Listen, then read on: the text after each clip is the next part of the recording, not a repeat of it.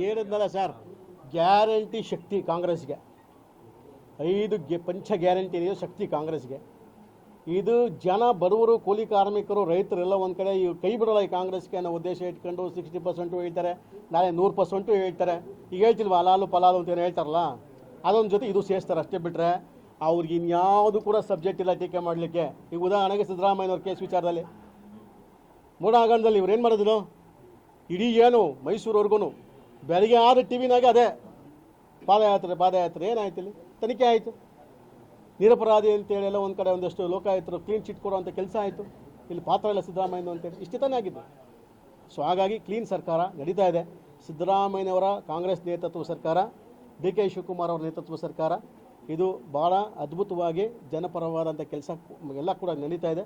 So ನಡ್ಕೊಂಡು ಹೋಗ್ತದೆ. ಮತ್ತು ನಿನ್ನೆ ಕೂಡ ಸಿದ್ದರಾಮಯ್ಯವ್ರು ಹೇಳವ್ರೆ ಅಧಿವೇಶನದಲ್ಲಿ ಮಾತಾಡಬೇಕಾದಾಗ ಅವ್ರು ಓಪನ್ ಆಗಿ ಹೇಳವ್ರೆ, ಇದೇ ಅಲ್ಲ ಮುಂದೆ ಕೂಡ ನಾವೇ ಸರ್ಕಾರ ರಚನೆ ಮಾಡ್ತೀವಿ ಅಂತ ಕೂಡ ಹೇಳವ್ರೆ.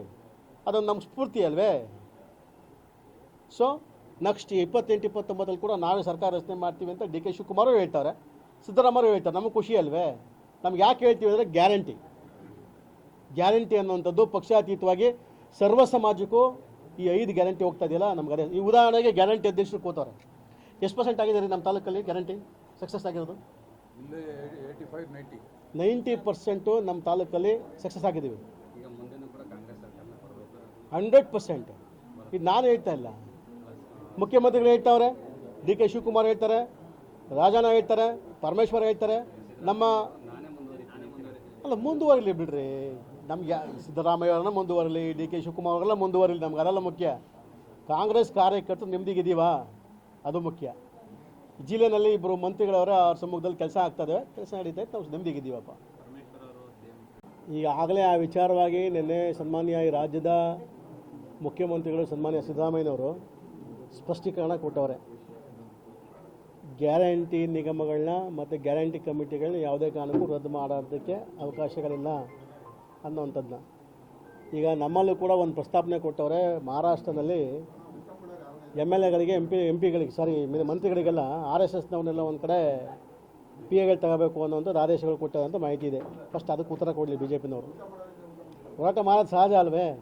ಅವ್ರ ಕಾರ್ಯಕರ್ತರಿಗೊಂದು ಶಕ್ತಿ ತುಂಬಬೇಕು ಅನ್ನೋವಂಥದ್ದು ಸರ್ಕಾರದ್ದು. ಬರೀ ಕಾಂಗ್ರೆಸ್ ಕಾರ್ಯಕರ್ತರೇ ಅಂತಲ್ಲ, ಕಾಳಜಿ ಇರೋಂಥವ್ರು, ಅಂದರೆ ಜನಪರವಾಗಿ ಕೆಲಸ ಮಾಡಬೇಕು, ಪಬ್ಲಿಕ್ ಸರ್ವಿಸ್ ಕೊಡಬೇಕು ಅನ್ನೋಂಥವ್ರನ್ನ ಕಮಿಟಿಯಲ್ಲಿ ಆಯ್ಕೆ ಮಾಡಿ ಕೆಲಸ ಮಾಡಿ ಅಂತ ಸರ್ಕಾರ ಕೊಟ್ಟಿರೋಂಥದ್ದು.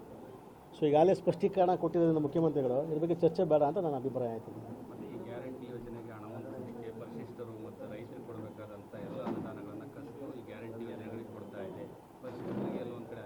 ಬಜೆಟ್ ಎಷ್ಟಾಗಿದೆ ಹೇಳಿ ನಮ್ಮದು ಸರಿ? ಹೋದ ಸರಿ 3 ಲಕ್ಷ ಚಿಲ್ಲರೆ ಕೋಟಿ ಆಗಿತ್ತು. ಈ ಸರಿ 4 ಲಕ್ಷ ಬಜೆಟನ್ನ ಆ ಒಂದು ಇದಕ್ಕೆ ತಗೊಂಡೋಗ್ಬೇಕು ಅಂದರೆ ಅಲ್ಲಿಗೆ ರೆವಿನ್ಯೂ ಇಲ್ವಾ ಗೌರ್ಮೆಂಟಲ್ಲಿ? ರೆವಿನ್ಯೂ ಇಲ್ಲದೆ ಹೋದರೆ ಎಲ್ಲ ಒಂದು ಕಡೆ ಬೋಗಸ್ ಬಜೆಟ್ನ ಕೊಡೋಕ್ಕಾಗ್ತದೆ. ಒಬ್ಬ ಮುಖ್ಯಮಂತ್ರಿ ಆದಂಥವ್ರು 16 ಬಜೆಟ್ನ ಮನಸ್ಸಿರತಕ್ಕಂಥ ಒಬ್ಬ ಸಿದ್ದರಾಮಯ್ಯನವರು ಇಡೀ ದೇಶದಲ್ಲಿ 16 ಬಜೆಟ್ ಮನಸ್ಸಿರ್ತಕ್ಕಂಥ ಒಬ್ಬ ಆರ್ಥಿಕ ತಜ್ಞ ಇದ್ದರೆ ಅದು ಮುಖ್ಯಮಂತ್ರಿ ಆಗೋ ಅಥವಾ ಹೋಮ್ ಮಿನಿಸ್ಟರ್ ಆಗೋ, ಫೈನಾನ್ಸ್ ಮಿನಿಸ್ಟರ್ ಆಗೋ, ಅದು ಸಿದ್ದರಾಮಯ್ಯ ಸಲ್ತದೆ. ಅವ್ರಿಗೆ ಗೊತ್ತಿದೆ ರೀ. ಅಲ್ಲ, 1 ನಿಮಿಷ, ಅದು ಆಮೇಲೆ ಹೇಳ್ತೀನಿ ನಿಮಗೆ. ಎಲ್ಲ ಸಮಾಜಕ್ಕೂ ಸಾಮಾಜಿಕ ಕಳಕಳೆಯಿಂದ ಇವತ್ತು ಗ್ಯಾರಂಟಿ ಕಮಿಟಿ ಏನು ಗ್ಯಾರಂಟಿ ಮಾಡಿರೋದ್ರಿಂದ ಕೊಟ್ಟಿರೋದ್ರಿಂದ ಅದು ಬರೀ ಏನು ಮುಸ್ಲಿಮ್ಸೇ ತಗೊಳ್ಳಲ್ಲ, ಕ್ರಿಶ್ಚಿಯನ್ಸೇ ತಗೊಳ್ಳಲ್ಲ, ಎಲ್ಲರೂ ತಗೋತಾರೆ. ಹಾಂ, ಈಗ BJP ಅವ್ರ ಮಂತ್ರಿಗಳು MLAಗಳು ಅವ್ರ ಬೆಂಬಲಿಗರು ತಗೋತಾವ್ರೆ.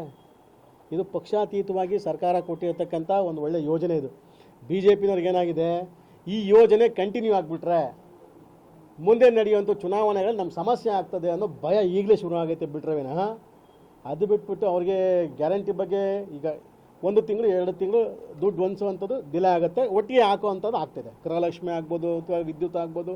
ಬಸ್ಸಲ್ಲಿ ಇವತ್ತು ನಮ್ಮ ಜಿಲ್ಲೆಯಲ್ಲೇ ಕೋಟ್ಯಾಂತರ ಹೆಣ್ಣುಮಕ್ಳು ಇವತ್ತು ನಮ್ಮ ಜಿಲ್ಲೆಯಲ್ಲೇ ಇವತ್ತು ಓಡಾಡುವಂಥದ್ದನ್ನ ನಾವು ಗಮನಿಸ್ತಾ ಇದ್ದೀವಿ. ಸೊ ಇವೆಲ್ಲ ಒಳ್ಳೆ ಯೋಜನೆ ನಡೆದಿದೆ. ಇದೇನಿಲ್ಲ, ಬರೀ ರಾಜಕೀಯ ಬಿಟ್ಟರೆ ಇಲ್ಲಿ ಬೇರೆ ಇನ್ಯಾವ ಉದ್ದೇಶ ಕೂಡ ಇಲ್ಲ ಇಲ್ಲಿ. ಆಮೇಲೆ ಸಿದ್ದರಾಮಯ್ಯನವರು ಕೇವಲ ಅಲ್ಪಸಂಖ್ಯಾತರಿಗೆ ಅಂತ ಪುಣ್ಯಾತ್ಮರು ಹೇಳೋವಂಥದ್ದು. ಹಾಗಾದರೆ ಈ ಬಜೆಟ್ನ ಪ್ರತಿಗಳನ್ನ ಓದಕ್ಕೆ ಹೇಳಿ, ಒಬ್ಬೊಬ್ಬ MLAಗೋ ಮಂತ್ರಿಗೂ ಓದಕ್ಕೆ ಹೇಳಿ, ಅದನ್ನು BJP MLAಗಳಿಗೆ ಓದಕ್ಕೆ ಹೇಳಿ. ಆ ಪ್ರತಿಗಳಲ್ಲಿ ಯಾವ್ಯಾವ ಸಮಾಜಕ್ಕೆ ಎಷ್ಟೆಷ್ಟು ದುಡ್ಡನ್ನ ಮೀಸಲಾಗಿಟ್ಟವ್ರೆ ಮತ್ತು ಯಾವ್ಯಾವ ಇಲಾಖೆಗೆ ಎಷ್ಟೆಷ್ಟು ದುಡ್ಡನ್ನು ಮೀಸಲಾಗಿಟ್ಟವ್ರೆ ಅನ್ನೋ ಫಸ್ಟ್ ಪರಿಶೀಲಿಸಕ್ಕೆ ಹೇಳಿ. ಸುಮ್ಮನೆ ಏನೋ ಬಾಯಿಗೆ ಬಂದಾಗ ಒಂದು ಮಾತಾಡಬೇಕು. ಈಗ ಮೀಡಿಯಾದವರು ನೆಗೆಟಿವ್ ಹೇಳದೆ ಹೋದ್ರೆ ನೀವು ತೋರಿಸೋದಲ್ಲ. ಸರ್ಕಾರ ಹೊಗಳಕ್ಕಾಯ್ತದ ಬಿ ಜೆ ಪಿನವ್ರು ಬಂದು ನಮ್ಮನ್ನು ಹೊಗಳ್ತೀರ ನೀವು? ಬಿ ಜೆ ಪಿನವ್ರು ಇಲ್ವಲ್ಲ, ನೀವು ನಮ್ಗೆ ತೆಗಳಲೇಬೇಕಲ್ಲ. ಆ ತೆಗಳನ್ನು ನೀವು ತೋರಿಸ್ತೀರ ಅಷ್ಟೇ. ಬಿಟ್ಟರೆ ನಮ್ಮನ್ನ ಬೈತಾರದು ಯಾರು? ಕಾಂಗ್ರೆಸ್ನವ್ರನ್ನ, ವಿರೋಧ ಪಕ್ಷದವ್ರು ಬೈತಾರೆ ಬಿಟ್ರೆ ವಿನ ಶ್ರೀಮಂತರು, ಅತಿಯಾದ ಶ್ರೀಮಂತರು, ದುರಾಂಕಾರ ಇದೆಯಲ್ಲ ಕೆಲವು ಶ್ರೀಮಂತರಿಗೆ, ಅವರು ಬೈಕೈತಾರೆ ಅಷ್ಟೇ. ಬಿಟ್ರೆ ವಿನ ಬಡವರು, ಮಿಡಲ್ ಕ್ಲಾಸ್ ಪೀಪಲು, ರೈತರು, ಇವತ್ತು ಕಾರ್ಮಿಕರು ಯಾರು ಕೂಡ ಇವತ್ತು ಕಾಂಗ್ರೆಸ್ ಸರ್ಕಾರನ ಸಂಪೂರ್ಣವಾಗಿ ಒಪ್ಕೊಳ್ಳೋ ಕೆಲಸ ಆಗಿದೆ.